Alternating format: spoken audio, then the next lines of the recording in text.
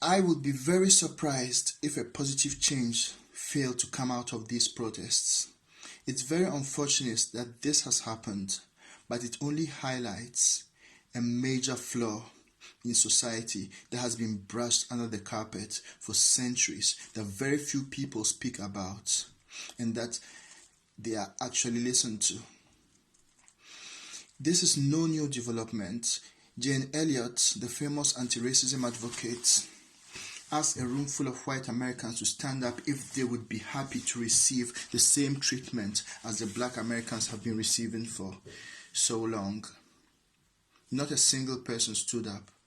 You know, the divide is so wide that it baffles my imagination that this problem has survived for so long.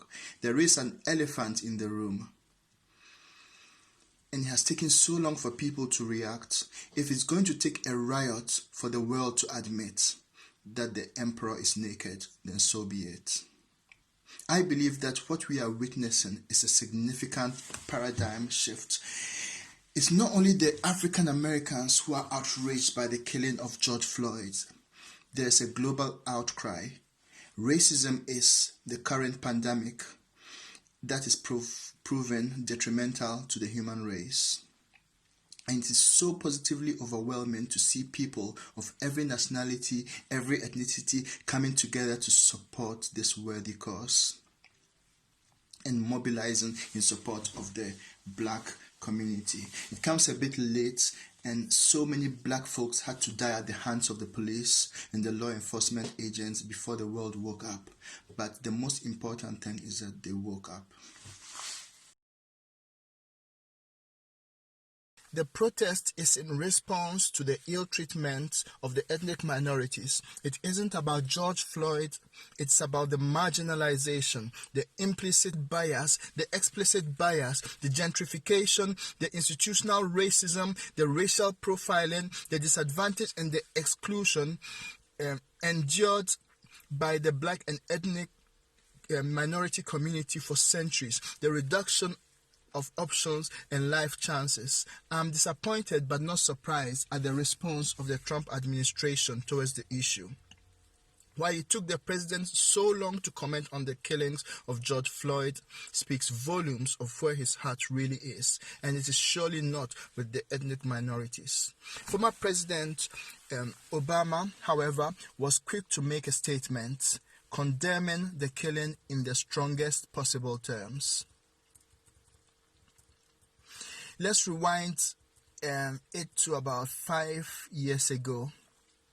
After the mass shooting at the Emmanuel African Church in Charleston, there was a passionate plea from Barack Obama that said, enough is enough. Enough of the gun problems, enough of the hate, enough of the racism. We are not seeing that kind of leadership here. It will take a lot more than thoughts and prayers to move away from this stage. We need reparations. We need political justice. We need true and transparent equality. We need to be treated not like second-class citizens, but with respect and dignity like human beings.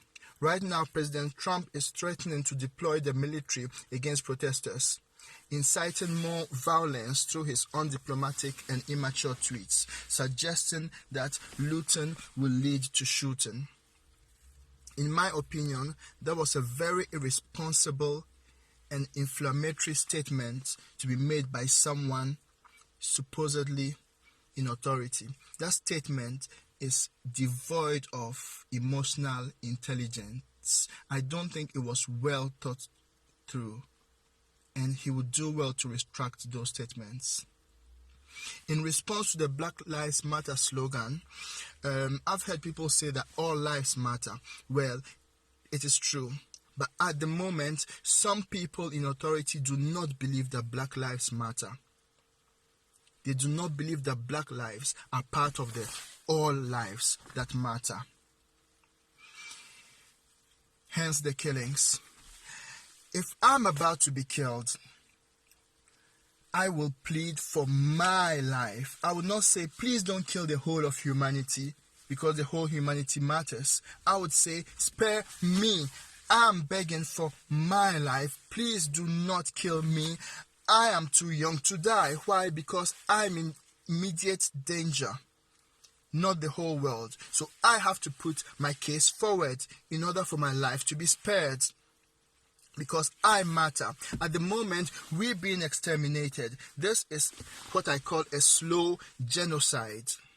If you won't join us, if you won't support us, please do not try to silence us by saying that all lives matter, because all lives can never matter until Black lives matter. Why? Because we are part of the subsets. So until Black lives matter, to say that all lives matter is a fallacy. Well, first of all, I need to establish the fact that I'm a very peaceful person. I never get into fights. I'm against violence. I'm a non-violence person. Everyone who knows me knows that I normally take the peaceful path to the resolution of every problem. However, in the past, we gave them peaceful protests. Has it worked? In 1968, Tommy Smith and John Carlos were suspended from the US Olympic team for raising their fists in protest against racism. That was a peaceful protest, and it cost them their livelihood and their career. Colin Kaepernick and Brandon Marshall knelt down during the national anthem during the 2016 NFL games quite recently. That was a peaceful protest.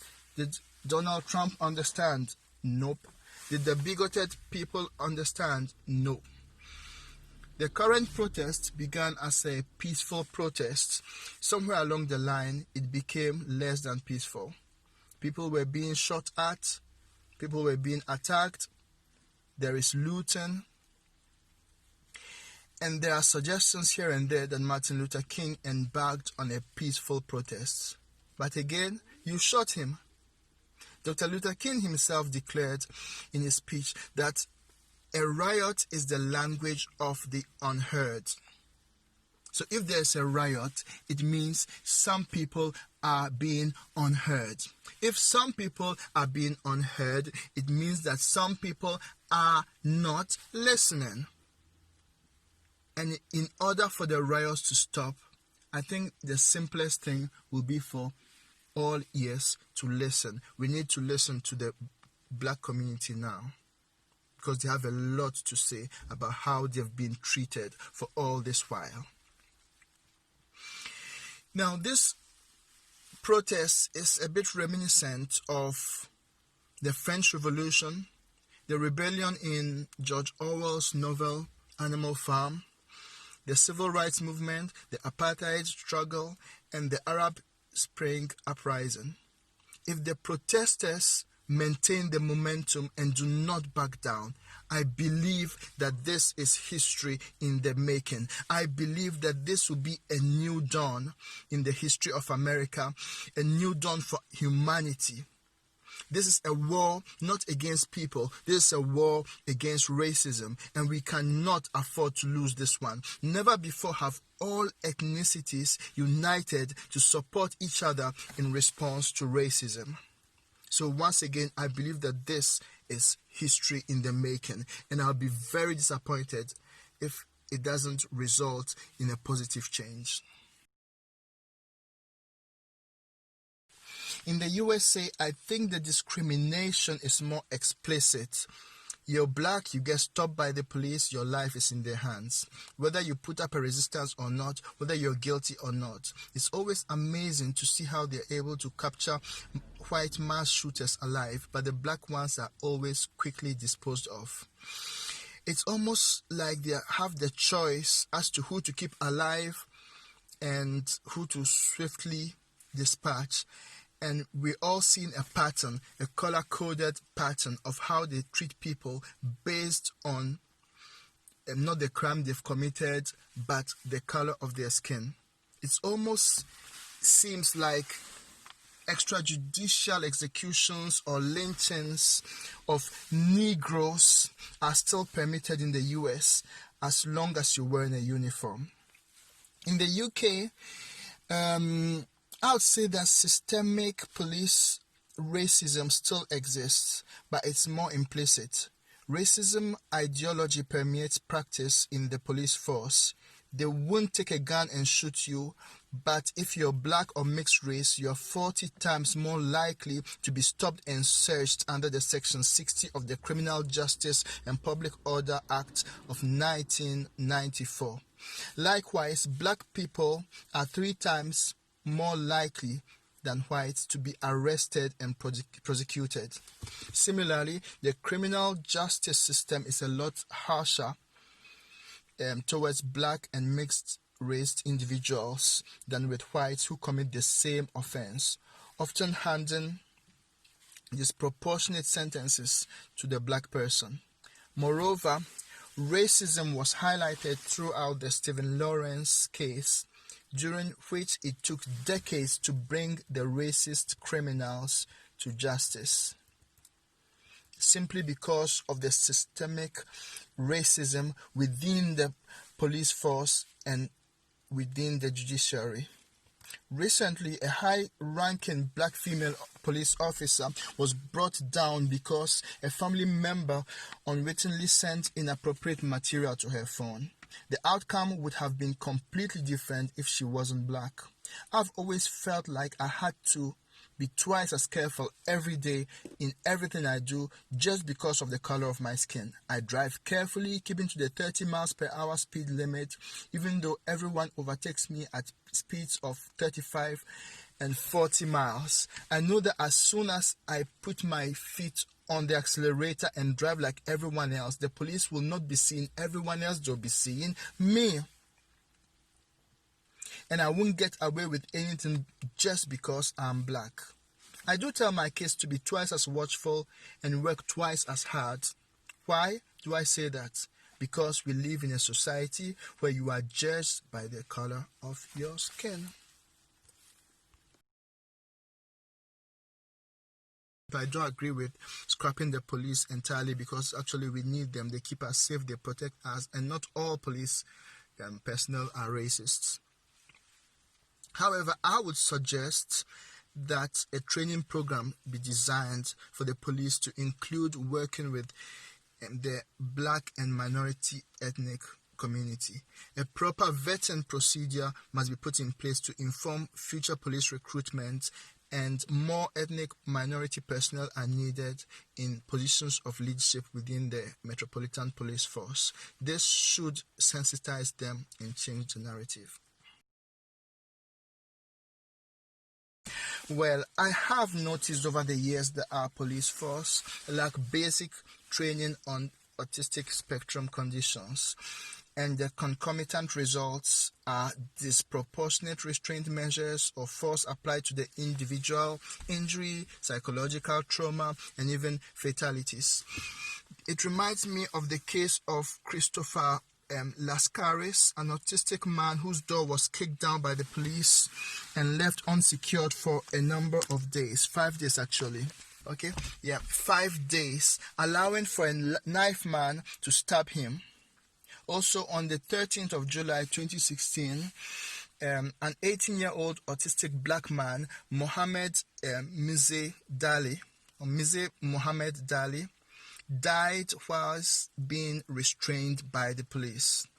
As an autistic black adult male, I can easily draw parallels with what's happening in the black community in America, where people are treated less favorably because they are different in some way from the majority. I believe that the neurodivergent community must rally behind the black community, because we are facing the same discrimination from the people assigned for our very protection.